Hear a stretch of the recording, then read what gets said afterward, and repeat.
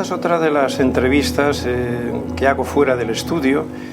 Estoy en Vigo, en la respetable Logia Obradoiro 80, que pertenece a la Gran Logia Simbólica Española, y estoy con 3 de sus miembros. Simplemente, porque prefiero que se autopresenten ellos, simplemente voy a llamarle Pilar.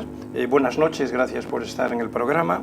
Buenas noches. Claudia, lo mismo, gracias por estar aquí. Buenas noches, gracias. Y David, gracias también, aunque luego a ti a lo mejor te entrevisto un poco de forma individual o en otra ocasión. Esta es una introducción no solo de la masonería, que ya hemos hablado en el programa en los muchos años que llevamos, sino en este caso de vuestra logia.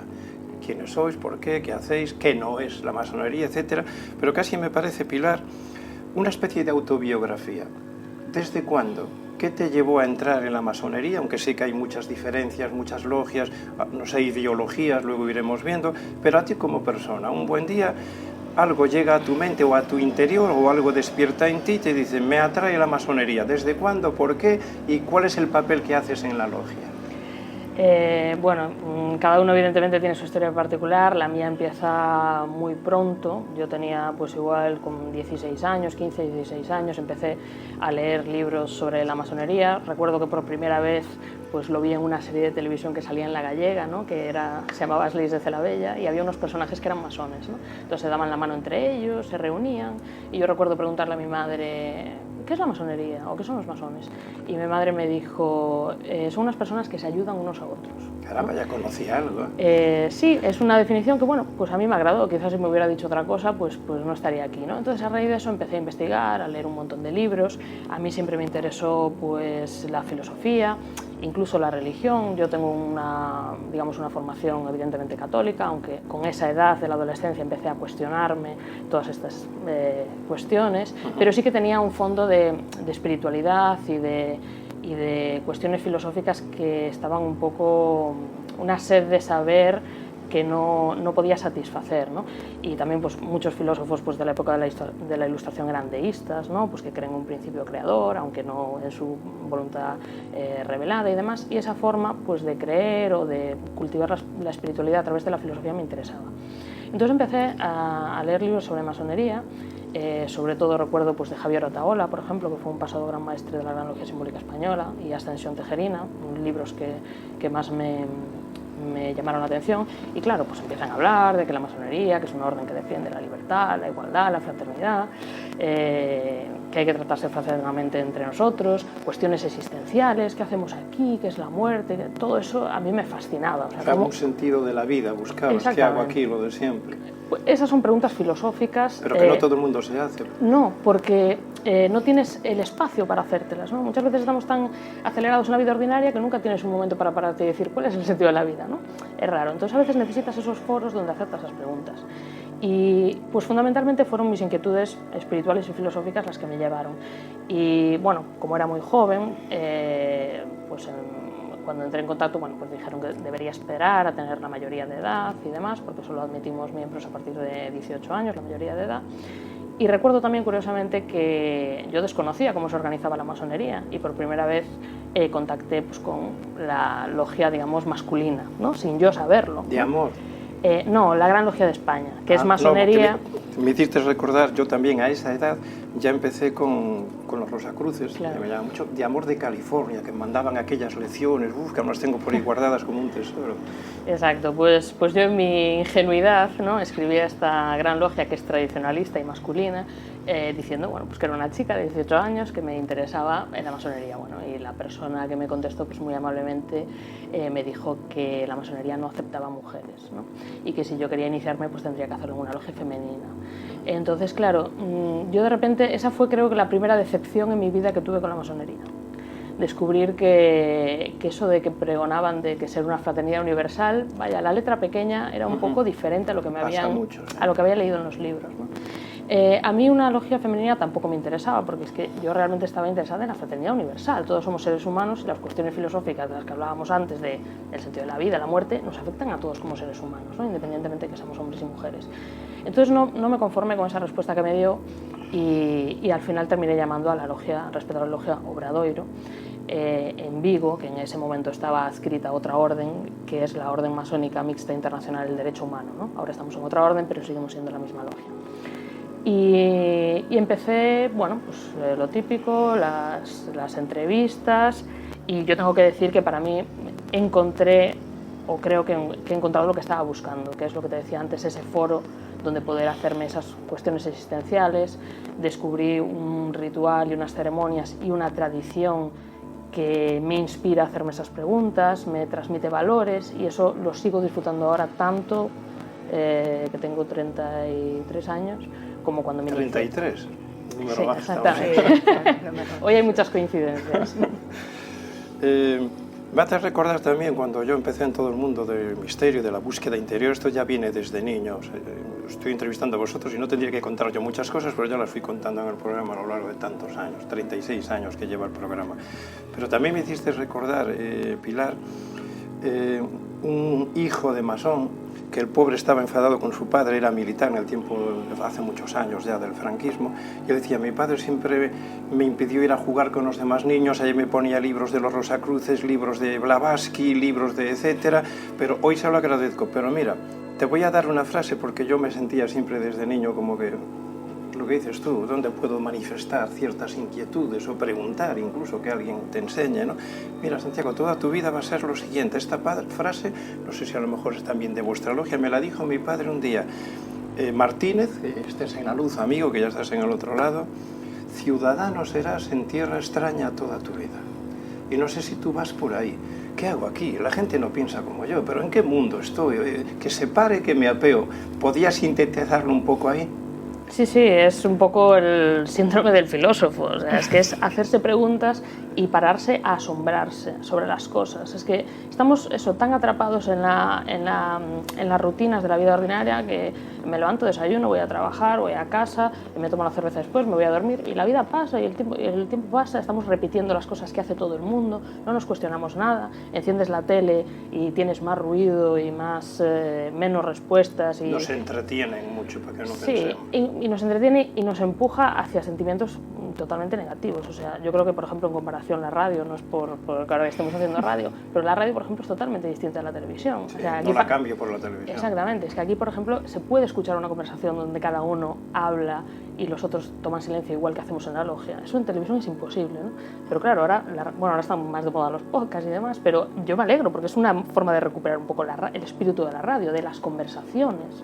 O sea, yo creo que recuperar esas formas que cultivamos en la logia, ese diálogo ordenado, de escuchar, de hablar respetuosamente, me parece que son valores que hay que recuperar. Y ya brevemente, Pilar, ¿has encontrado respuestas? ¿Has conseguido los cambios que buscabas, al menos un mejoramiento, que es la finalidad de un masón?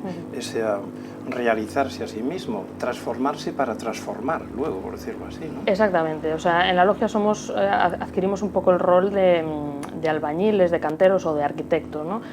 Tenemos un símbolo que es la piedra bruta y se te dan unas herramientas, el mazo, el cincel y la regla, y tienes que pulir esa piedra para encajarla en el edificio. Entonces somos constructores de nuestra propia vida.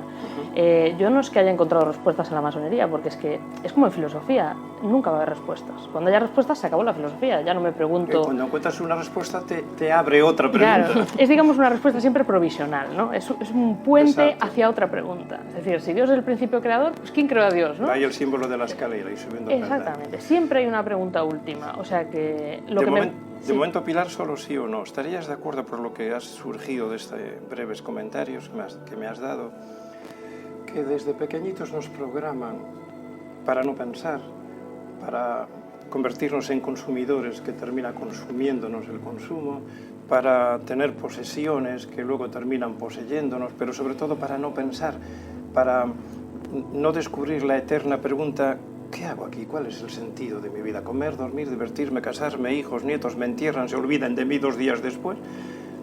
¿Crees que sí, que hay algo ahí, alguien, lo que sea, por no meternos? Espero que no sea la masonería, No, que de alguna forma entretiene a la humanidad para que, como digo yo, no despertemos. Mi concepto es que necesitamos la bella durmiente vuelva a despertar. O aquello de en Galicia, ¿no? Estamos en Galicia, desperta Breogán, ¿no? Exacto. Yo creo que precisamente... ¿Hay algo de eso?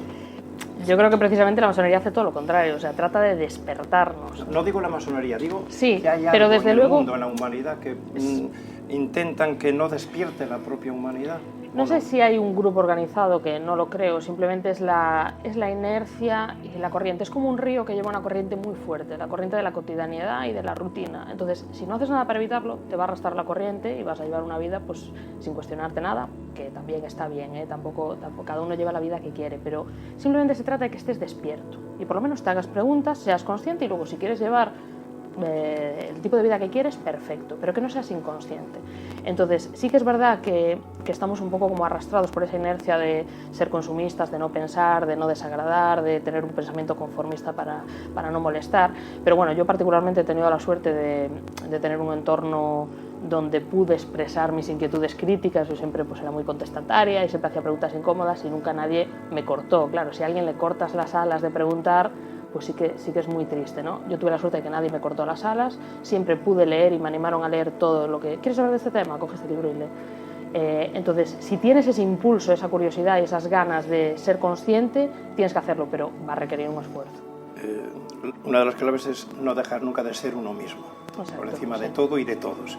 ¿Qué cargo ocupabas o ocupas ahora mismo en la logia de la que estamos hablando, Obradoiro 80?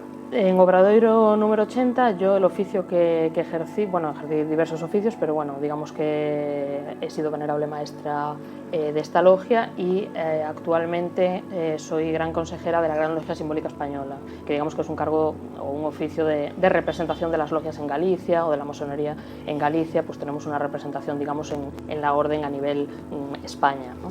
Perfecto. Bueno, pues Pilar, lo mismo, autopreséntate. ¿Cuándo empezaste? ¿Por qué? ¿Qué te llamó? Y luego, pues lo mismo que le preguntaba a ella, ¿qué cargo ocupabas o ocupas? Bueno, yo empiezo por otra parte. Yo soy cubana y mi abuelo el padre de mi abuela realmente era masón. Y mi abuela siempre se cuestionó por qué no podía entrar a la masonería siendo mujer. Era una mujer excepcional, era matemática, muy humanista, y siempre desde niña me decía eso, me hablaba de la masonería y siempre se cuestionaba el por qué ella no había podido pertenecer a la masonería. En Cuba la masonería es masculina y claro, no había forma de entrar a una masonería femenina. Hay logias femeninas, pero son logias de adopción, que la adopta la masculina, y eso para mí, como decía Pilar, no tiene ningún sentido, porque si es una representación de la sociedad, estás quitándole una mitad a la sociedad, tanto en las femeninas como en las masculinas per se. Para mí, es decir, en Latinoamérica, es decir, José Martí, que es como el padre de la patria de Cuba, un gran intelectual, era masón. En Cuba la masonería no fue perseguida como en España, aunque todos los regímenes totalitarios acallan a cualquier libre pensador, fue intervenida, que es distinto, pero bueno, se mantuvo. Y viene por ahí. Estando en Estados Unidos tampoco contacté con masonería mixta, que después me enteré que sí hay alguna, pero tampoco tanta. Y una vez aquí en España fue por casualidad. O causalidad. Di con Obradoiro y ahí me entero que existen logias mixtas, que era lo que estaba buscando. Toqué a puertas y aquí estamos. He ocupado varios oficios. En este momento soy la venerable electa para este curso. Mis hermanos han tenido a bien reconocerme y elegirme como venerable, y es un trabajo complicado. Y en la parte de la búsqueda personal creo que partimos de lo mismo. Son las eternas preguntas de siempre: ¿qué hacemos aquí? ¿A dónde vamos? ¿De dónde venimos? Ese por qué estamos aquí, y es encontrar el sitio donde puedas realizarlo, ¿no? Tu centro, por decirlo así. Tu centro. Hay un hermano que decía que cada vez que se encienden las luces del templo, siente mariposas en el estómago. Y casualmente, a petición de la querida hermana Pilar, cuando tomé mi cargo, ¿no? Cuando juré mi cargo ahora en este curso, me pidió que volviese a reflexionar cuando vas a entrar nosotros aquí en Obradoiro, cuando un profano llama Puertas, le enviamos una serie de preguntas muy generales, ¿qué piensas de la masonería? Bla, bla, bla. Y me pidió que hiciera un ejercicio de reflexión y comparara esas preguntas que yo contesté cuando tocaba Puertas y las contestara ahora, años después, y que iba a enfrentarme a la responsabilidad de ser venerable maestra de la logia. Y por supuesto hay muchas cosas evidentemente que han cambiado, sobre todo en lo que yo puedo aportar a la masonería. Mi visión ahora es completamente... Además, mientras hablas, irradias tu mirada y tus gestos lo que estás diciendo, lo estás diciendo con el alma. Distinta, pero el que busco, el que espero, el que encuentro, sigue siendo igual. Yo soy muy sensitiva y yo sigo sintiendo esas mariposas en el estómago cuando se encienden las luces del templo. Y creo que es el camino y es mi espacio para mí. Para los demás, no todo el mundo encuentra su realización, o su manera, no su realización, su manera de trabajar en uno mismo a través de este método. Es decir, yo conozco profanos que yo digo son más masones que muchos masones, ¿no? En su manera, en su forma, y no son masones. Y lo han encontrado de otra forma. En mi caso, yo creo que es aquí donde tengo que estar y creo que funciona. Vamos a ir entrando en materia para los amigos oyentes y amigas oyentes que ya pueden, que les puede interesar entrar en la masonería, ya sea en Vigo o en cualquier otro lugar donde os encontráis. ¿Qué exigen? Podéis hablar en cualquier momento cualquiera de las dos. Por ejemplo, ahora me dirijo a Pilar. ¿Hay alguna exigencia para entrar en la masonería? Porque hace muchos años yo había escuchado a un presidente de no sé qué, bueno, como de los máximos de España, que unía muchas logias de toda España, que había casi que tener un nivel determinado económico, social. Me acuerdo que yo le pregunté y no me contestó si cogerían a una persona que fue carpintero hace 2000 años.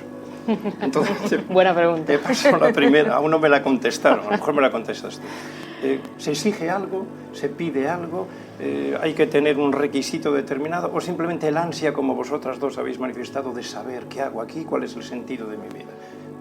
Por supuesto que se piden requisitos, pero yo diría que son más importantes que ese al que aludíamos, ¿no? Que la posición en la que social, sí, que uno tiene. Que no deja de ser una posición profana. O sea, cuando te inicias en masonería tienes que un poco morir a tu vida profana. O sea, que es absurdo pedir requisitos profanos cuando te inicias en masonería. Lo que sí que se exige y se ha exigido durante siglos es dos cosas: ser libre y de buenas costumbres. Esos son los dos únicos requisitos. Si por el contrario estuvieses preguntando a un hermano que representa la masonería tradicionalista, te diría que además de estos requisitos hay que ser varón y creer en un principio superior. Eso es lo que nos diferencia dos estilos de masonería totalmente distintos, una más anglosajona, creyente y masculina, y otra más, digamos, francesa, europea, que no exige la creencia en un principio superior, admite agnósticos, ateos, cristianos, cualquier cosa, no se te preguntan tus convicciones espirituales.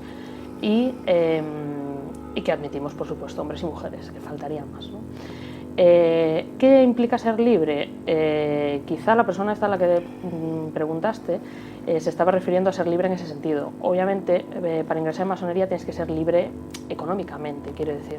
Si tú no tienes los medios materiales para sostener tu propia vida, ni a tus hijos y demás, es absurdo que pertenezcas a la masonería, que exige tiempo, dedicación. Es como la pirámide de las necesidades. Primero tienes que comer, cuidar a tu familia, y lo último es pues, la realización personal y, digamos, cosas que entran un poco más en un nivel más elevado de desarrollo. Entonces, primero tienes que ser libre económicamente, libre intelectualmente, es decir, que sea una persona que no tenga dogmas, que sea capaz de pensar por sí misma. Tú a veces puedes percibir muy sutilmente cuando hablas con alguien si está pensando por sí mismo o si está simplemente repitiendo cosas que escucha sin realmente interiorizarlas. Entonces, esas cosas intentamos identificarlas. Y el otro requisito es ser de buenas costumbres. Esto, evidentemente, es una cosa muy amplia, ¿no? Que se exige, bueno, pues no tener antecedentes penales, lo cual no debería ser en principio complicado, pero un poco más allá de eso, ser una persona cívica, respetuosa de la ley. La masonería, una de las cosas que impone a sus miembros es ser respetuosos con la ley del país en el que vives, ¿no? Respetuosos de la ley en el sentido de ser buenos ciudadanos. Incluso, como el ejemplo de Sócrates, respetar la ley a veces es ir en contra de ella y aceptar sus consecuencias. Eso también es respetar la ley, porque estás respetando su autoridad. Entonces se trata de ser buenos ciudadanos, una persona cívica, que sea capaz de estar en un entorno social, que sea capaz de guardar silencio, que sea capaz de escuchar, es decir, unas facultades que te habiliten para ser una persona socialmente aceptable. Pero te voy a poner un aprieto. ¿Y cuándo es el gobierno, el poderoso, llámale como quieras, los que de alguna forma te están manipulando, sometiendo y no te permiten ser libre, etcétera, expresarte, etcétera? Tengo entendido, corrígeme si no es así, que la masonería llega un momento, al menos en la historia parece que sucedió así, que de alguna forma tienen que defender al pueblo de aquellos que los están oprimiendo. No sé si hay algo de eso. Sí, a ver, te lo planteo bien. Evidentemente a nivel histórico, más que la masonería, los masones, a nivel particular, muchos son conocidos pues, por haber liberado sus pueblos, ¿no? Como hacía referencia Claudia antes, pues todos los libertadores de América Latina, presidentes de Estados Unidos, los fundadores de Estados Unidos, es decir, muchos masones que han hecho esa labor de luchar por la democracia, ¿no? Obviamente, digamos, actualmente donde tenemos países donde es una democracia más perfectible, más imperfectible, tampoco ha lugar que busquemos un cambio fuera de los cauces democráticos, ¿no? Sería un poco contradictorio. Entonces, sí que creo que hay que luchar por la democracia en sitios donde la democracia está amenazada seriamente. No hay una dictadura, por ejemplo. Claro, exactamente. Pero en países donde tenemos un régimen democrático más o menos perfectible, hay que animar que, por vías democráticas, perseguir todos los cambios que queramos y perseguir cambios legales para, digamos, mejorar en la educación, que la gente pueda estar liberada del consumismo, que pueda tener cubiertas sus necesidades básicas para poder preocuparse de cuestiones filosóficas. Porque es que hoy en día, si no puedes llegar a fin de mes, ¿cómo me voy a poner a filosofar cuál es el sentido de la vida o que me voy a morir? Es que estoy pensando en comer y en llevar a mis hijos al colegio. Entonces, sí que entiendo que eso es una forma de control. Si tú tienes a la gente en situaciones materiales muy precarias, le impides que piensen sobre otras cosas y que cuestionen otras cosas. Es una atadura también contra la que hay que luchar. Yo llevo 40 años como profesor de yoga, una filosofía, como sabéis, maravillosa, antigua, dependiendo también a lo que llamemos yoga hoy en día, igual que pasa con la masonería, cuidado. Pero la verdadera, yo aprendí con un verdadero maestro de la India, discípulo de un sabio, Swami Sivananda, y él decía, además era médico, decía siempre: primero la salud, la armonía mental y emocional, y luego él mismo, ese alumno en este caso, empezará a despertar una inquietud. Pero como intentes empezar un yoga por la filosofía, cruce las piernas y empieza a meditar qué hago aquí, pierdes el tiempo. ¿Estáis de acuerdo? Totalmente. En tu caso, casi te pregunto, Claudia, una persona ya la habéis admitido en la masonería, o sea, esas pruebas, preguntas, todo lo que me decías, ¿no? Sin especificar mucho más. No sé si a lo mejor quieres contar, no, es que hay una iniciación o algo, a lo mejor al oyente le puede interesar, pero ¿qué va a aprender? ¿Cómo se estudia? ¿Cómo son las reuniones? ¿Se estudia un tema? ¿Solo se habla? ¿Le dais un material para que estudie por su cuenta? ¿Cómo sería? Ya estoy dentro. A ver, enseñarme, darme conocimiento, aparte de que yo tenga que... Me refiero, yo por ejemplo entro en la masonería con el ansia, digo yo, sin llegar a entrar, de saber también. Llevo toda mi vida andando y también uno necesita de vez en cuando que le den. Entonces, ¿qué da la masonería? Aparte de lo que yo tenga que darle a la orden, por supuesto. Bueno, es que no es... A ver, cuando decimos... Son muchas preguntas en una. Sí, son muchas en una. Cuando decimos es una escuela, no nos vamos a imaginar que es que llegas, te sientas y hay un erudito delante que te dice, mira, esto es así, así, así, porque para nada. Realmente es un camino solitario, es decir, es un camino de tú vas a obtener de la masonería lo que tú seas capaz y lo que tú quieras obtener. Es un camino solitario y acompañado de tus hermanos que van a estar a tu lado para lo que necesites, pero eres tú el que va a estudiar, eres tú el que va a buscar, eres tú el que va a encontrar. Tú puedes pasar por la masonería, como dicen, si sabes que pasaste, y la masonería no hizo nada en ti. Pero dais unas enseñanzas, entiendo. La persona que parta de cero en el mundo espiritual, se me ocurre. Mostramos unos símbolos y cada cual interpreta esos símbolos de la manera que como él lo siente. Como él lo sienta. Y el aprendizaje está ahí. El aprendizaje está en el roce de nuestras piedras. Es decir, yo voy a aprender de ti, tú vas a aprender de mí. Lo primero que vas a aprender es a escuchar. Eso sí vas a aprender, porque el mismo ritual te obliga a escuchar. Ya el hecho de estar callado y escuchar y no estar pensando en qué voy a contestar, porque no puedes contestar, Normalmente cuando hablamos, estás hablando y ya yo estoy pensando en cómo te voy a rebatir, en cómo te voy a contestar. Efectivamente. Y eso yo sí creo que es algo que vas aprendiendo y eso te va a dar una herramienta para todo lo demás, porque te va a permitir absorber todas esas cosas que no ves normalmente, que no escuchas. Me fui como para el mindfulness, ¿no? Es decir, ser capaz de, si esto es una pera, yo veo una pera, yo siento una pera, yo veo tu punto de vista sobre esa pera que no es el mío. Y de ahí voy a tomar una enseñanza. Por supuesto, no sé si lo estoy explicando bien, sí. Me hago un lío, pero eso, mostramos las herramientas, te acompañamos y tú interpretas los símbolos. Aparte de eso, tenidas, por supuesto, haces trabajos, haces estudios, digamos, como vas a hablar de un tema y entonces lo estudias, escribes sobre eso, lo lees, lo planteas. Pueden ser temas simbólicos, puramente masónicos, o no, o temas sociales, o arte, o lo que quieras, es decir, tocamos por ahí todo. Y más o menos es así como, no sé. Es como, a ver, yo hace muchos años, y lo sigo haciendo a diario, sobre todo ahora que estoy haciendo un trabajo sobre ciertos temas, entras en una iglesia, bueno, monasterio, catedral, capilla, en un templo sagrado, y si realmente estás en el estado que tienes que estar, no turista, hazme foto, ya marchar, sí, ¿no? Tipo oriental, las piedras te hablan. Entonces tú sacas una interpretación y viene otra persona y saca otra interpretación. De ahí la fase hermética, los labios de la sabiduría permanecen cerrados, excepto para aquel capaz de comprender. ¿Va por ahí lo que me estás diciendo? Va por ahí. Si me permites completar un poco lo que dijo. Es la búsqueda personal que tú interpretas y el símbolo está cargado de sabiduría, de conocimiento, te da tu mensaje en el momento evolutivo, por decirlo así, del despertar en el que te encuentras. Exactamente. Hay una frase que se suele decir mucho que dice que la masonería es un sistema de moralidad velado por alegorías e ilustrado por símbolos. Es decir, cuando hablamos de... no simplemente venimos a la Atenida a reunirnos y a presentar trabajos filosóficos, porque eso podríamos ser cualquier club de filosofía. Lo que diferencia la masonería de otras organizaciones es que es iniciática o que tiene este rito masónico que es... Yo ahora quiero que me habléis un poquito, pero... Es que eso es lo más complicado de entender y de explicar, ¿no? Pero lo que quiero decir es que cuando nos referimos a la masonería es iniciática, es que tiene unas ceremonias donde tú eres el protagonista. Es decir, aquí hacemos una ceremonia que es una pequeña obra de teatro, si quieres llamarlo así. Todos son obras de teatro, un funeral, un cumpleaños, una boda. Las escuelas mistéricas antiguas. Pues todo es una pequeña obra teatral, ¿no? Pues aquí tú eres el protagonista, esa es la diferencia. Porque, por ejemplo, cuando estamos, a veces, que yo he tenido una formación religiosa, estás participando de un oficio religioso y es un poco pasivo, ¿no? Digamos que tienes el sacerdote o el sabio que hace el rito y tú estás simplemente... Tú calladito allí, presignando. Estás simplemente, bueno, de forma pasiva. Está perfecto, ¿no? Para quien le interese. Pero en masonería eres tú el protagonista. Tú eres iniciado y de repente adquieres el rol que decía antes de ser un albañil o de ser un obrero. Y entonces todos los símbolos te están intentando transmitir una lección moral. Es decir, si tú te inicias, eres un albañil, te voy a poner un mandil.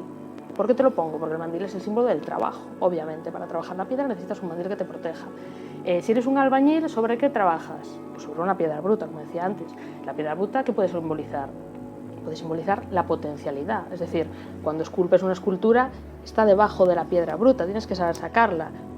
Es tu proyecto de vida. ¿Qué forma quieres que tenga esa piedra? También tienes que pensar que esa piedra tiene que construir el edificio que estamos haciendo, o sea que también tiene que encajar con los demás. Es decir, un simple objeto como una piedra, un mazo, un cincel, una regla, unos guantes blancos, que son objetos cotidianos, pero si lo miras desde la perspectiva masónica e intentas desde una perspectiva hermenéutica de interpretar qué son los guantes blancos, qué te sugiere, cualquiera puede hacerlo. O sea, la simbología de la masonería no es una cosa tan obscura. Es decir, cualquier persona puede ver unos guantes blancos y automáticamente decir pureza, ¿no? o buenas intenciones en tus manos, ¿no?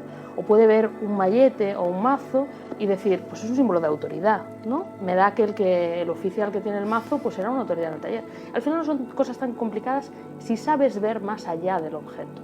Eso es un poco la tradición esa que heredamos antigua, centenaria, es todo este bagaje de símbolos, todas estas ceremonias ordenadas que están ahí, pero que tú tienes que hacer la labor hermenéutica de descifrarlas. Si no haces esa labor, solo vas a ver un mazo, una piedra, una vela. Pero si vas más allá, podrás ver todas esas enseñanzas éticas que contiene la masonería, y creo que ese es el trabajo de formación de los masones que hacemos. O sea, tú tienes que formarte a ti mismo fijándote en qué te dicen los símbolos y qué te dicen las ceremonias. Además, lo maravilloso es que los símbolos tienen un montón de conocimiento y en cualquier lugar del planeta en el que estés representa un poco en esencia lo mismo. Y a la vez diferente para cada uno, ¿eh? Porque, por ejemplo, pues el mazo con el que pules la piedra bruta, pues para unos puede significar la fuerza, para otros la voluntad, para otros el ego. Quiero decir, depende de la mirada de cada uno, esa es la riqueza. Por eso no son signos ni señales, son símbolos, es decir, su significado está velado. Entonces aquí lo que hacemos cada uno es poner en común nuestra interpretación. Pues yo creo que esto, y yo cuando veo pues la regla, me inspira a tener un código de conducta para mí, o me invita a reflexionar porque primero tengo que medir y luego actuar. Entonces te vas enriqueciendo con las diversas interpretaciones que tiene del símbolo, que es infinita. O sea, nosotros llevamos un montón de años en la masonería y todos los aprendices, los nuevos miembros que presentan trabajos sobre, por ejemplo, pues digamos, la regla de 24 pulgadas. Nosotros hemos escuchado pues igual 50 planchas de la regla de 24 pulgadas, pero nunca es aburrido porque cada persona te habla de ese símbolo de una manera distinta. Incluso nosotros mismos. Ahora, si analizáramos el símbolo... Lo que decías tú desde que empecé. No voy a tener la misma visión ni la misma perspectiva. Va abriendo conciencia.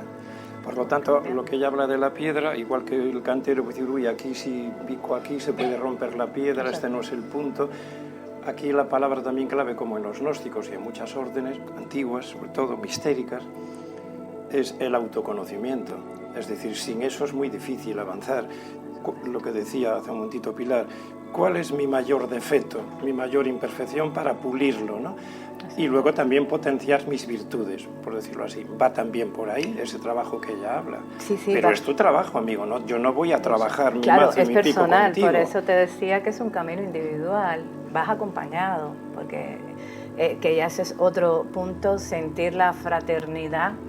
Llegar a sentir la fraternidad también es un ejercicio para mí de un gran aprendizaje. Lo que comentábamos antes de empezar la entrevista, somos hermanos, no es un club de amigos, es decir, aquí ni un chiringuito con una ideología o con algo en específico, sencillamente somos personas muy distintas y eso es lo rico de la masonería, que sea así. Cuando eso no funciona, para mí es un taller que no está funcionando. O sea, algo así como unidad en la diversidad. Efectivamente. Y tienes que aprender a querer, a ser fraterno con esa persona que tengas al lado, aunque esa persona que tengas al lado, de hecho lo juras cuando te inicias, aunque esa persona que tengas al lado fuera del taller, nunca se te hubiera ocurrido en la vida tomarte un café con esa persona. Ni lo haces.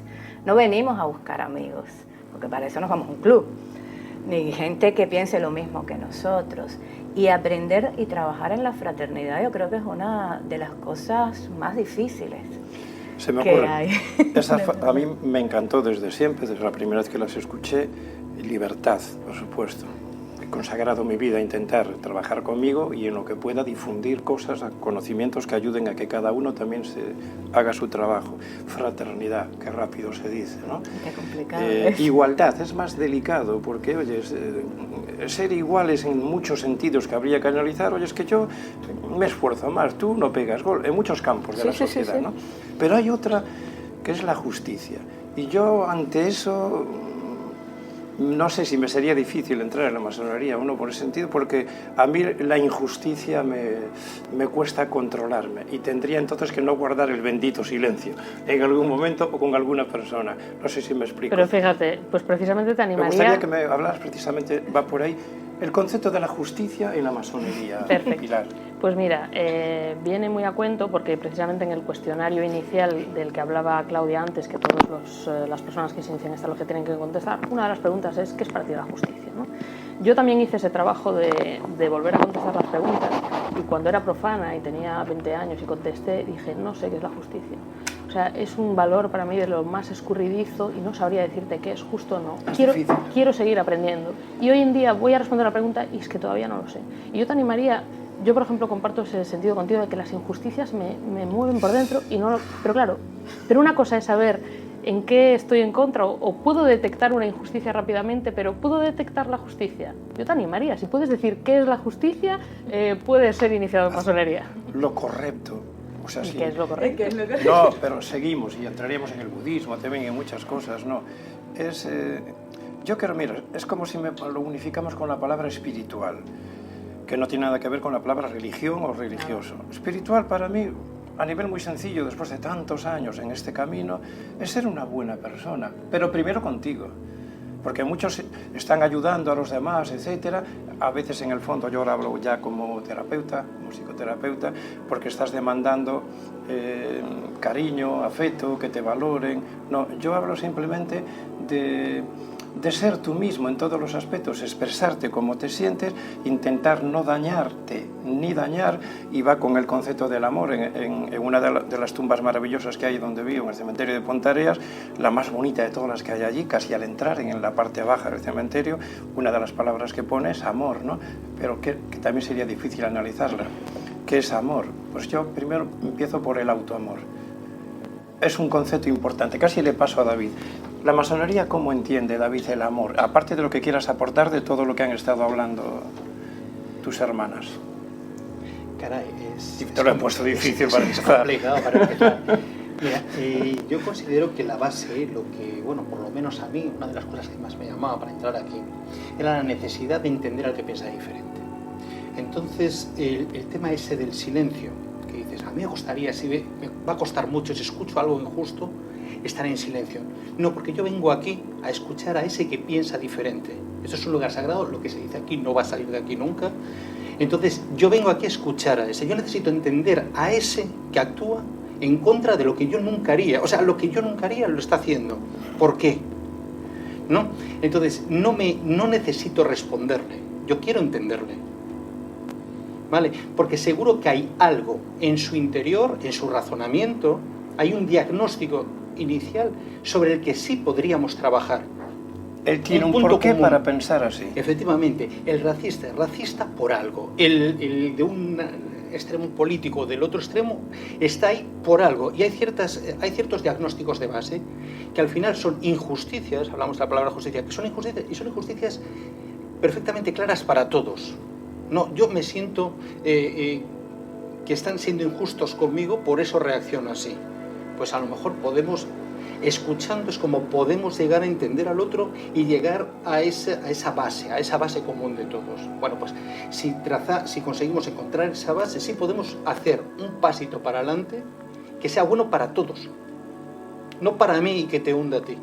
No sé si me estoy explicando. Sí. ¿Estarías de acuerdo que toda persona, yo lo veo mucho en la consulta, yo escucho almas, como digo yo, porque se abren y te cuentan cosas que no le cuentan ni a sus llamados seres queridos, ¿no?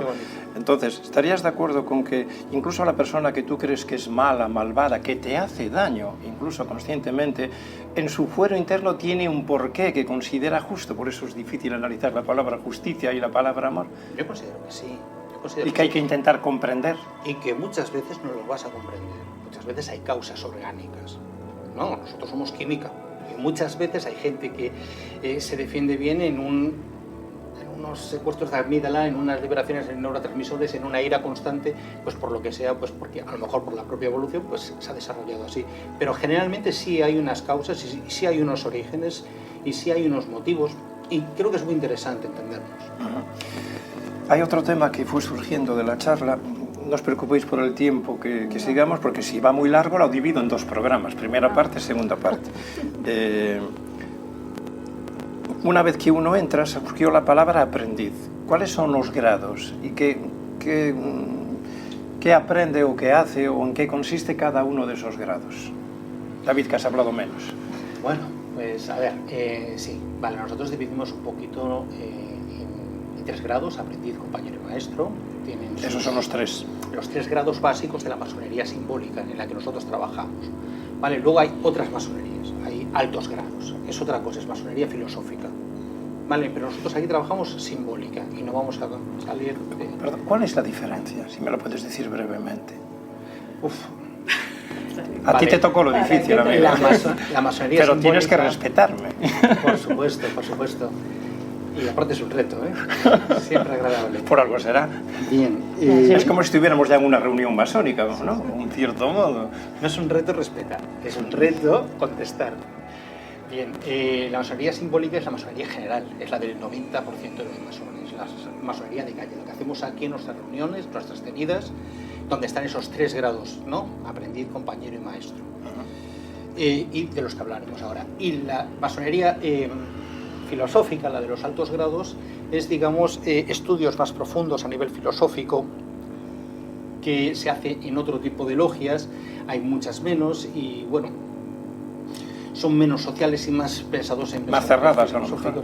Más cerrada, es que el concepto de cerrado no cerrado, es decir, no puede acceder cualquier ir. Persona a ciertos niveles. Es que se va por grados, tú vas accediendo según vas alcanzando grados, ¿vale? No te puedo hablar mucho más de masonería de altos grados porque yo no estoy en masonería de altos grados.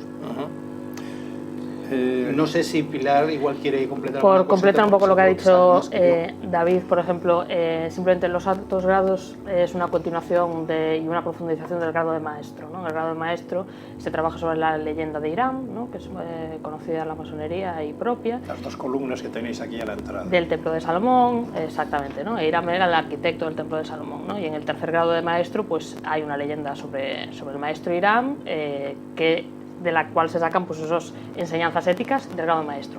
Y luego, posteriormente, porque los altos grados surgieron con posterioridad, en el siglo XIX se decidió un poco crear estos grados caballerescos y profundizar en esa historia terminada del Templo de Salomón, ¿no? Entonces, cada grado va profundizando un poco más en esa leyenda y cada grado tiene pues eso, una leyenda propia, unas enseñanzas propias, una historia propia, porque uno se habla de la venganza, en otro se habla de la justicia, en otro se habla de la construcción de sociedades, es decir, cada grado tiene una enseñanza propia. Entonces, es una formación, digamos, complementaria, es como si yo voy a la universidad y hago un grado en Derecho y luego hago un máster en Abogacía o un máster en Medio Ambiente, lo que sea, ¿no? Entonces, los altos grados serían un máster. Entonces, para acceder a estos altos grados tienes que ser maestro masón y es optativo, es decir, pues yo puedo no decidir continuar o continuar más tarde o sí o no, pero no hay una jerarquía, porque muchas veces la gente tiene la idea errónea de que un grado 33 pues digamos que es como el gran maestro o que tiene una posición de lo máximo, sí. Y no es así,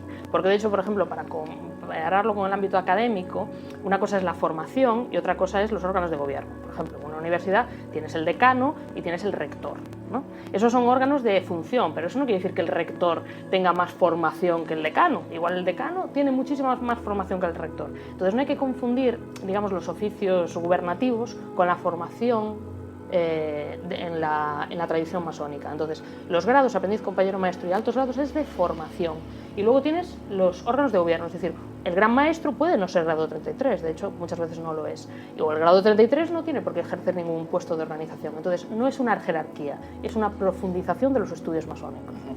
Muy brevemente, porque ahora voy a ir haciendo preguntas breves y me gustaría respuestas breves. Voy a seguir un poquito más con David y de nuevo pasaré a Claudio. Tú nos has contado brevemente, David, ¿por qué? ¿Desde cuándo entraste? Para que los amigos oyentes también entiendan un poquito, en este caso, tu postura individual, qué me hizo llegar a la masonería, desde cuándo, por qué y qué grado, qué ocupación tienes hoy en día en la de aquí de Vigo, en el Obradoiro 80.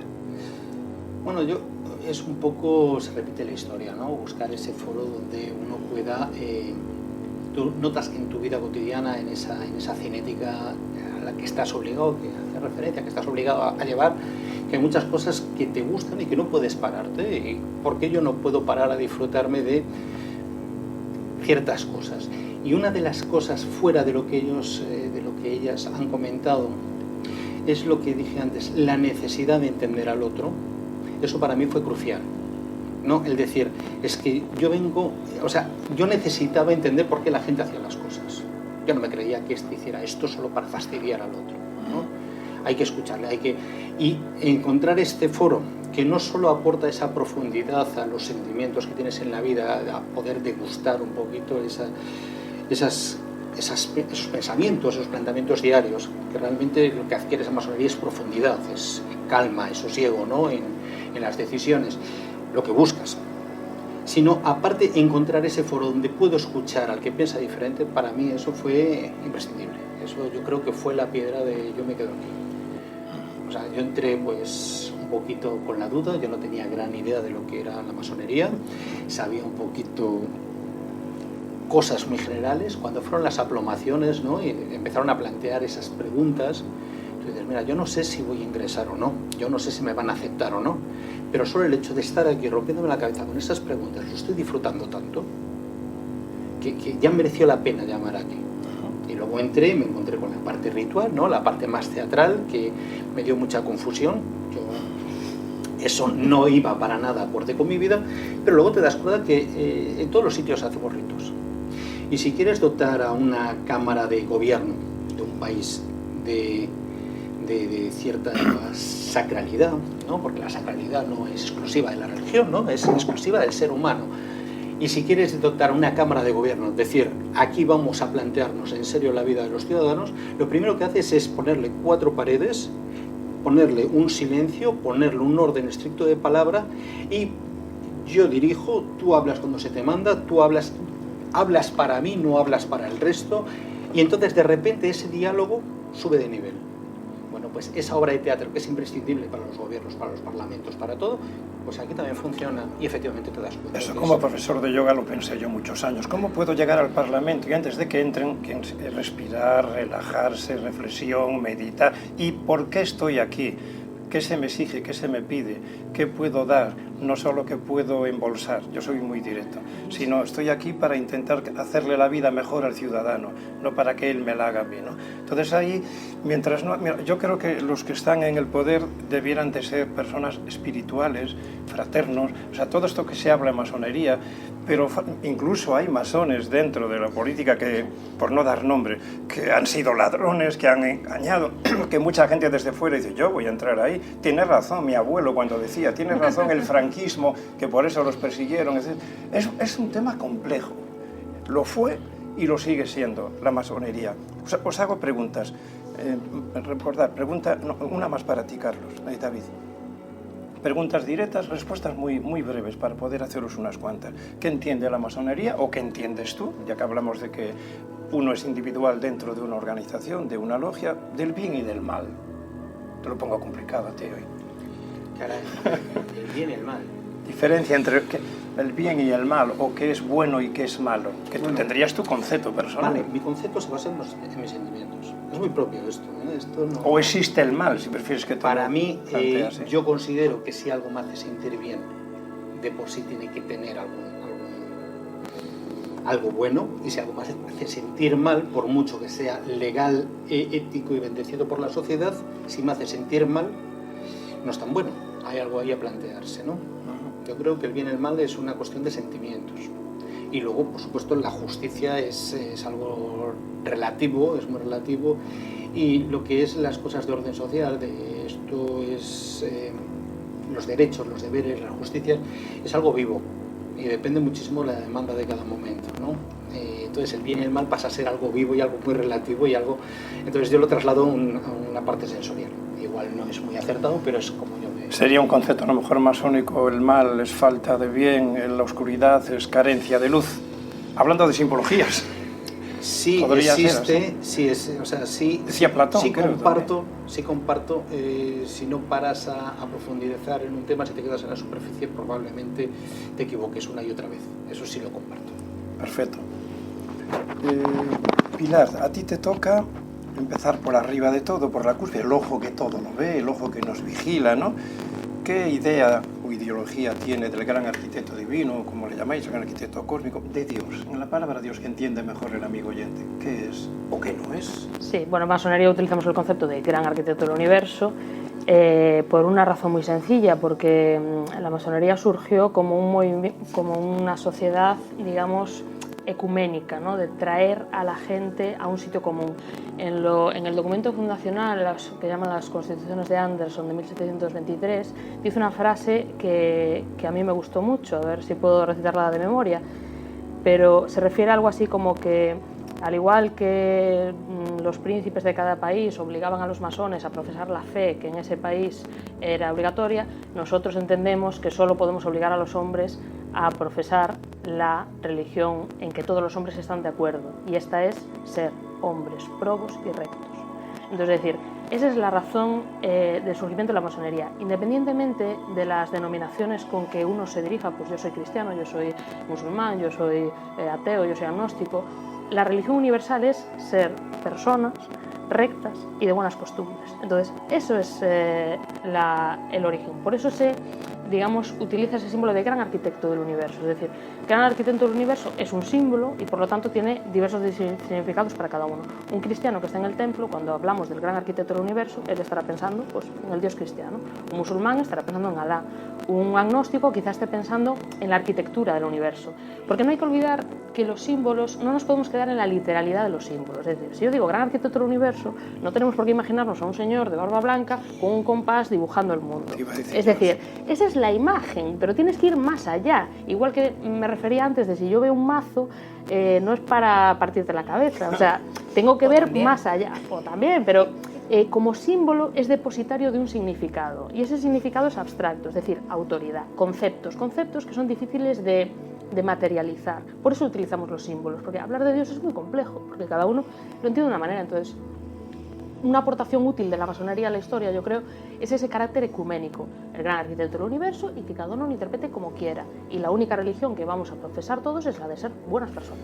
Es que, de hecho, nuestra mente limitadísima, comprender a lo ilimitado, no lo vamos a comprender nunca. Por eso utilizamos símbolos y metáforas y leyendas.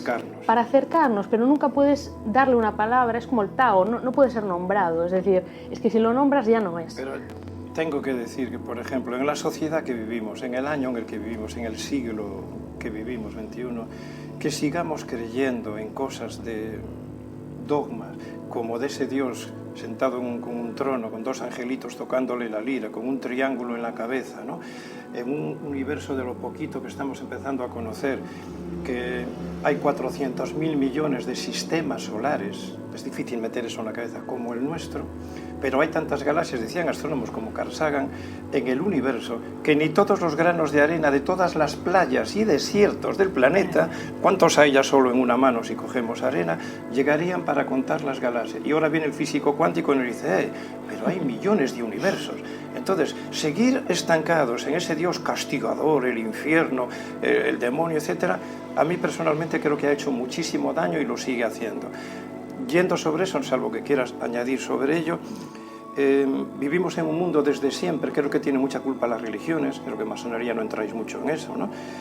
Siempre ha habido sacrificios, derramamientos de sangre en nombre de los dioses, vengan de donde venga, siga habiendo guerras, el Dios amor, el Dios justicia, fraterno, libertad, todo eso no lo veo por ningún lado. ¿Qué entiende por vivir en paz un masón? ¿O cómo conseguir la paz mundial, que supongo que tiene que empezar por él mismo? Porque son cosas que se pregunta gente que sé que está interesada en la masonería y como yo, tiene sus dudas. ¿Entro, no entro? Porque, etcétera, ¿no? Entonces, intento aclarar incluso dudas personales aprovechando la entrevista. Bueno, pues voy a dar respuestas personales porque no puedo responder de otra manera. ¿Qué entiende la masonería por la paz? Bueno, ¿qué entiendo yo por la paz? Yo creo, bueno, en principio creo que lo que entendemos todos por paz, pero creo que tenemos primero que aprender a estar en paz con nosotros mismos, ¿no? Y yo diría, ¿tiene algún sentido la masonería en la actualidad?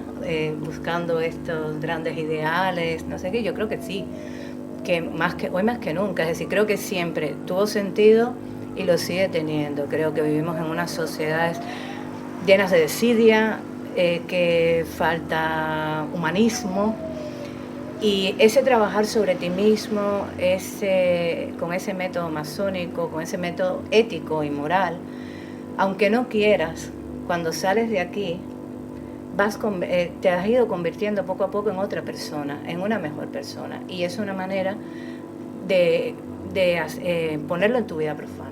Hagas lo que hagas, seas un médico, seas un político, vas a poner esa visión masónica. El otro día conversábamos o escuchaba a una hermana que decía que los masones son eternos buscadores y que un aprendiz es un eterno buscador, y yo creo que un masón es eso, un buscador. Y el día que no quieras buscar, el día que pienses que has encontrado, dejas de ser masón.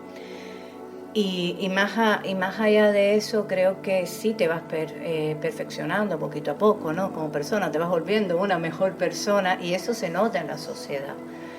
Y dotas granito a granito, pedacito de humanidad, de amor, lo que te rodea.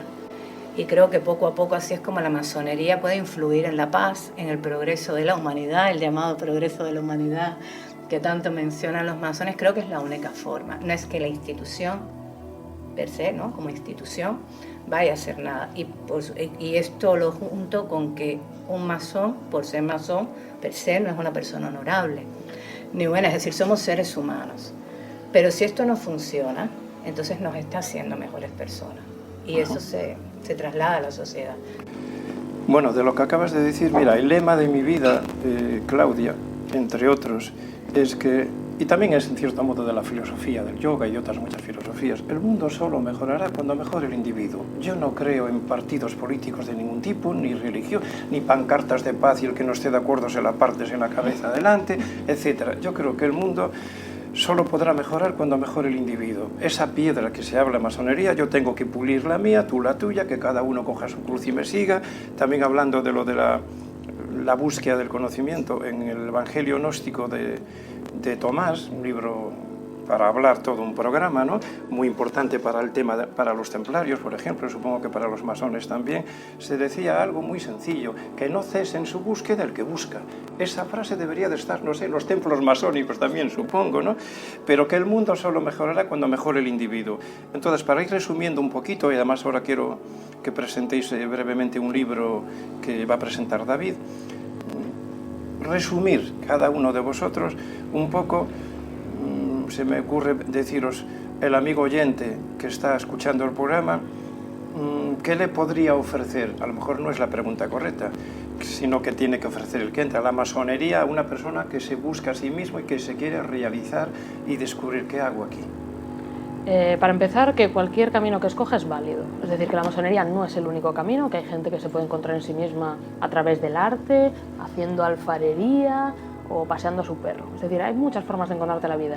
Si crees que la masonería puede ser tu camino y tu lugar, investiga y lee y acude a las fuentes, porque evidentemente hay muchos escritos de dudosa calidad, ¿no? Y de dudosa veracidad sobre muchos autores, muchos vídeos que alimentan un poco las teorías de la conspiración y que intente cultivar su pensamiento crítico para desechar lo que es más veraz de lo que no, que investigue y que si tiene dudas pregunte. Y no pasa nada, si un día se inicia en masonería y luego se da cuenta que lo que encuentra no le agrada, pues simplemente, chicos, me voy. Pregunta importante, te corto, por eso estará pensando el amigo oyente, pero ¿se puede salir entonces? Se puede salir, agarras la puerta y sales, ¿no? De hecho, ¿no me van a perseguir? No. No, lo digo un poco en el plan terrorífico, pero eso está en la calle también, macho. Si entras ahí, cuidado, que son unos secretos que luego no puedes contar, no te van a dejar salir. Estamos hablando de películas de ciencia ficción. De ciencia ficción completamente, o sea, para nada. Simplemente lo único que pedimos es, ya que eres una persona cívica de buenas costumbres, pues que cuando te marches digas adiós, que dejas tus cuotas pagadas, es decir, por lo mismo no te vas del gimnasio y sin cancelar tu suscripción y luego se te rebotan los recibos del banco, ¿no? Hay una cuota entonces. Por supuesto, este local en el que estamos... ¿Puedes decirla o...? Sí, nosotros actualmente pagamos 35 euros al mes, que es lo que habitualmente pagan todas las logias, además de una cuota de ingreso, ¿no? Lógicamente, igual que en cualquier otra institución. Pero simplemente es una cuota destinada a sufragar los gastos ordinarios de gestión, es decir, alquilar el local, comprar los elementos, etcétera, etcétera. O sea, y también tenemos, sí que es verdad, un tronco de la viuda, que es un fondo de beneficencia, ¿no? Para hacer actividades sociales, que hemos hecho alguna. Pero por eso exigimos que la persona sea libre económicamente para participar, y en el momento en que no puedas seguir cumpliendo tus obligaciones de asistir y pagar, lo comunicas y te vas. Es decir, de hecho, si no asistes, si no pagas, ya te vamos a dar nosotros de baja. Es decir, no es que vayamos detrás de ti para no dejarte salir, es que si no cumples con los requisitos, te echamos nosotros. Es decir, porque no podemos tener a personas que no asisten y que no pagan, porque ser masón no es un pin que te pones en la solapa y son masón y ya está. Es una actividad, es una formación, es un hacer. Tienes que venir a la logia y trabajar. Eso es ser es hacer, masonería. Aquí le voy a preguntar entonces a David, también cosas que seguramente está pensando el amigo oyente. Concha, entonces de alguna forma, aunque estamos hablando de una cuota ridícula, pero a lo mejor no para todo el mundo lo es, ¿no? O sea, yo para adquirir el conocimiento o para realizarme dentro de la masonería, David, si no tengo ese medio para pagar la cuota, no puedo entrar, porque hay muchas organizaciones, asociaciones culturales hoy de todo tipo que no hay que pagar nada, porque según se dice el conocimiento no es tuyo, se te ha prestado para que tú también lo divulgues, pero planteándote la pregunta directa, no sé si se la piensa así lo amigo oyente, yo no puedo pagar un mes una cuota o 2 meses, ya no podría seguir en la masonería entonces.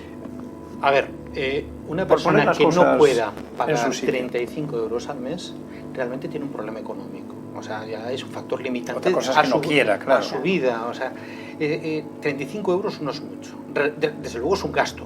Y si para ti es mucho, creo que es imprescindible que soluciones tu vida primero, porque el problema ya no va a ser la cuota. El problema va a ser que tus horarios, tu búsqueda, tu vida profana, tu vida laboral, está en el aire. Si no tienes dinero para sufragar 35 euros, es que estás cambiando de trabajo, o es que tu trabajo es muy malo y tienes una carga horaria. Y debes de ocuparte más de eso. Y yo creo que deberías primero de solucionar tu vida. ¿No? Nadie que esté con una vida profana muy... Decimos que la masonería llega a tu vida en un momento en que tú puedes dedicarte a la masonería. No puedes intentar hacer masonería en un momento en que tu vida está ocupada al 100%. Bien, y decimos que como mínimo esa persona vendría un día al mes a esa reunión, y lo mismo. Hombre, puede faltar por alguna cosa, una enfermedad o lo que sea, pero tampoco es voy este mes, no voy este mes, o hay algunas reuniones especiales, a lo mejor, no lo sé, o se juntan logias, tienes que ir, hay una relativa obligación, o respeto, no sé, o interés. Hay una relativa obligación, de hecho hay una obligación formal, hay una obligación, la hay, tú tienes que venir a tener. Por supuesto, nosotros tenemos nuestra vida profana. Si estás enfermo, si tienes un problema, si tu familia está enferma, si estás de viaje, hay situaciones que no se pueden cambiar. Hemos tenido hermanos si no, no habría libertad masónica. Que aunque no sea muy acorde a nuestros reglamentos, hay hermanos que se ha pasado pues 6 meses de viaje en algún sitio. Pues han sido 6 meses que no han estado aquí. Han pagado sus cuotas. Y luego lo que intentamos es que donde se vaya, si quieres trabajar, contactar con gente para que puedas trabajar en esos sitios. No, somos una fraternidad. Y... Trabajar, perdona que te interrumpa, trabajar te refieres a trabajar masónicamente, porque otra de las ideas erróneas que se tiene sobre la masonería es que esto es un círculo de poder y de colocación y de relaciones, ¿no? Entonces, como trabajar en masonería.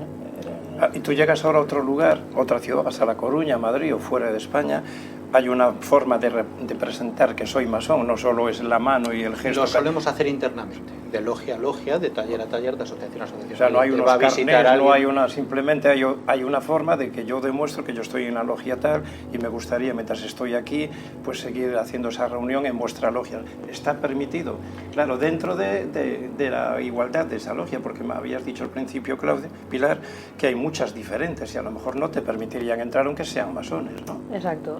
Concluyendo. Además, las visitas, por ejemplo, es una temática que se aborda sobre todo en el segundo grado, de compañero, es decir, la logia empuja al compañero a que visite otras logias, es decir, es uno de los trabajos que tiene que hacer. Obviamente, las visitas a logias tienen que ser logias o bien de la Gran Logia Simbólica Española u otras organizaciones reconocidas por nosotros, es decir, no cualquiera que diga soy una logia y soy masón lo es, ¿no? Hablar de reconocimiento y autenticidad de masonería es muy importante, y yo lo que les recomendaría a los oyentes también es que si tienen pensado llamar a puertas, que sean muy conscientes de a qué puertas están llamando. Eso es lo difícil. Eso es lo difícil, pero nosotros aquí en el taller, por ejemplo, puedes ver, Santiago, que tenemos una carta patente, ¿no? Esa es, digamos, la carta constitutiva de nuestra logia que nos da esa regularidad, es decir, nos comprometemos a seguir la tradición del rito escocés antiguo y aceptado y a someternos a los reglamentos de la Gran Logia Simbólica Española, es decir, somos una logia oficial dentro de la Gran Logia Simbólica Española, es decir, no cualquiera que 7 masones se pueden reunir y hacen una logia, entre comillas, salvaje, ¿no? Que está bajo la bóveda celeste y sin estar bajo ninguna estructura. En principio no deberían visitarse esas logias hasta que no estén en una estructura. ¿Y por qué? No por la estructura en sí, porque somos custodios de una tradición. Entonces yo necesito seguir unas normas para verificar que estoy siguiendo esa tradición, porque si hay una logia que no trabaja bajo ninguna obediencia, pueden empezar a hacer cambios que alteran esa tradición.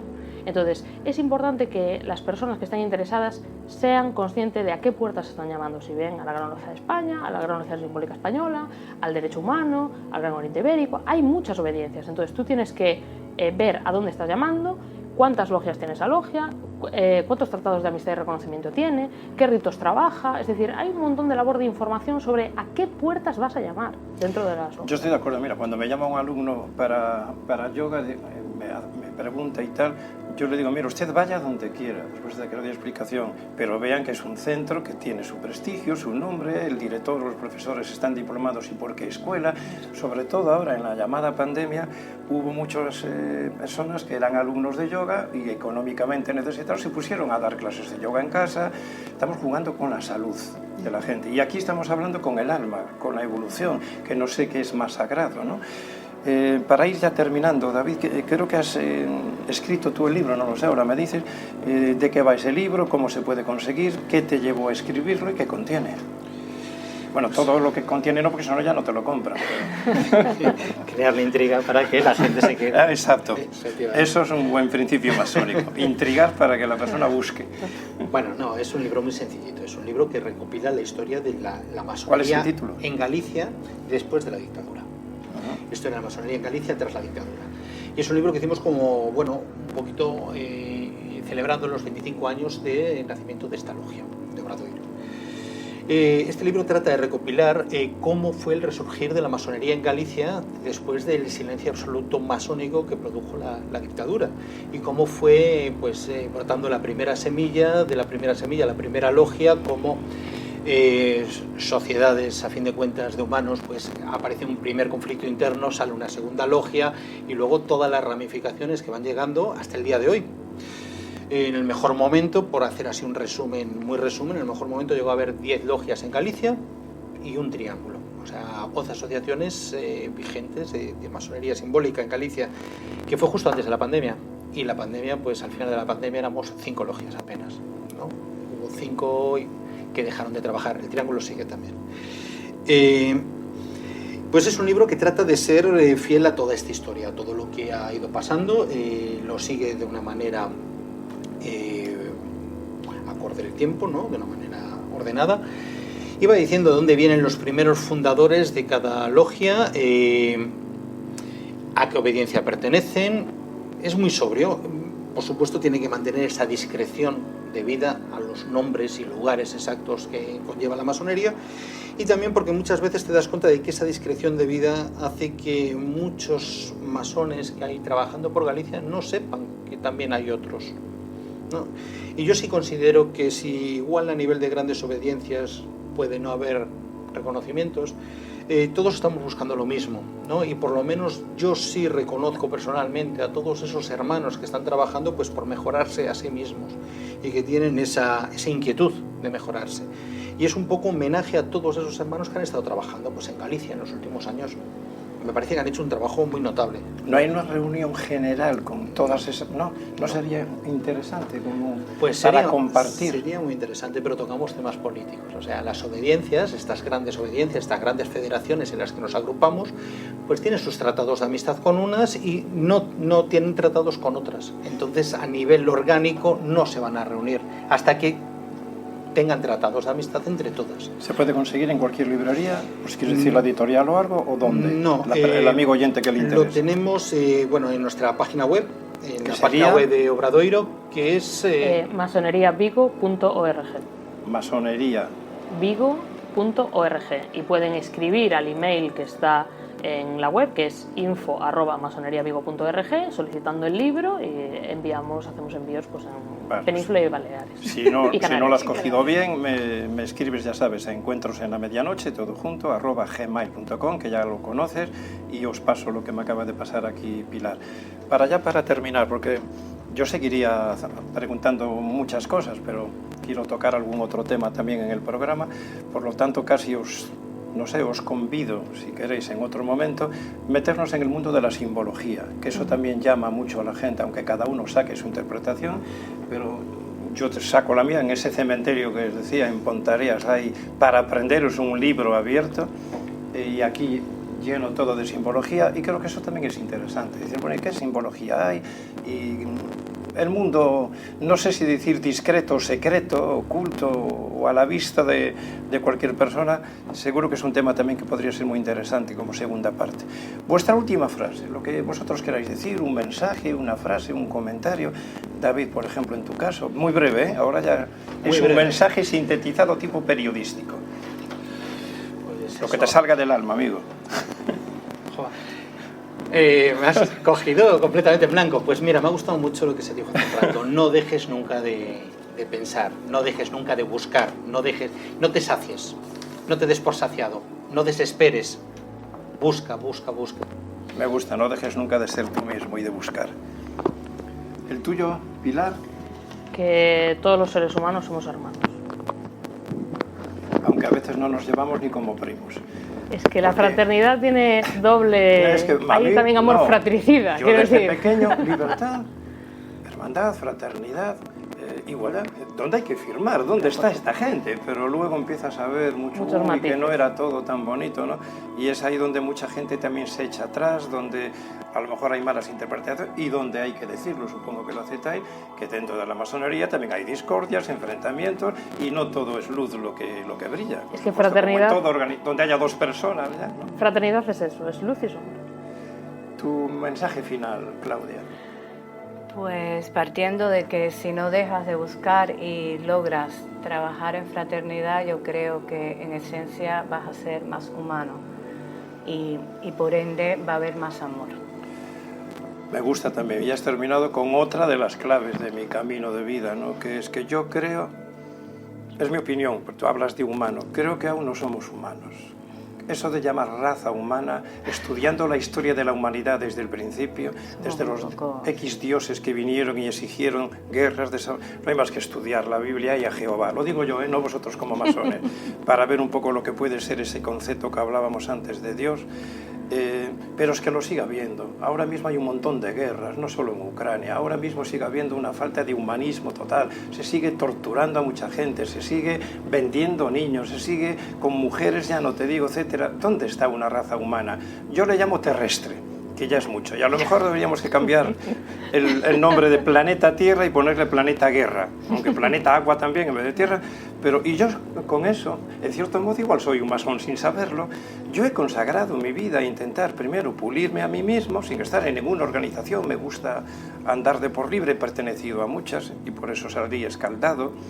Y tratar de alguna forma de, con el ejemplo en lo que puedes y luego con el conocimiento, en mi trabajo, en mis conferencias, en mi programa, etcétera, difundir la luz. Uno razona, escucha, saca su conclusión y, amigo, haz de tu vida lo que tú consideres. Es un mensaje masón, en cierto modo. Completamente masón. Que a lo mejor hay masones que lo son sin saberlo. No, sí, yo estoy convencida, conozco o iniciados que no saben que ya lo han. Muchos profanos que en su vida diaria son muy masones. Pues muchísimas gracias. No sé cómo os despedís, si a lo mejor hay una palabra clave o tal. La palabra clave no la vamos a decir. Yo me despido con muchísimas gracias, gracias por este tiempo, que para mí el tiempo es sagrado y que me lo hayáis dedicado a mí, a la audiencia, pero seguramente os voy a molestar un poco más adelante y a seguir haciendo la segunda parte en el mundo de la simbología, y mucho éxito con ese libro para que den a conocer los lectores, para que conozcan parte aquí en nuestra tierra, en Galicia, que también la masonería ha sido importante. Yo cuando voy a Pontevedra y veo aquellas dos esfinges allí en aquel edificio y digo, yo quisiera ser masón solo para que pueda entrar en este templo, porque es que es entrar en ciertos lugares, que hay uno en Coruña también, no sé de qué logia es, que ya solo lo ves por fuera, y yo lo digo porque desde pequeñito soñaba con estar en templos en el antiguo Egipto, coleccionaba todo tipo de fotos que encontraba, iba a las cosas de viajes y recortaba, me costaba que me las dieran porque era pequeño, y me llamó siempre este mundo. Por eso para mí la masonería es como los templarios, y ahí ya es otro tema para mí que me Precisamente fascina. Este libro lo presentamos hace no mucho en la Casa Fonseca, que es a lo que tú te referías, que hoy es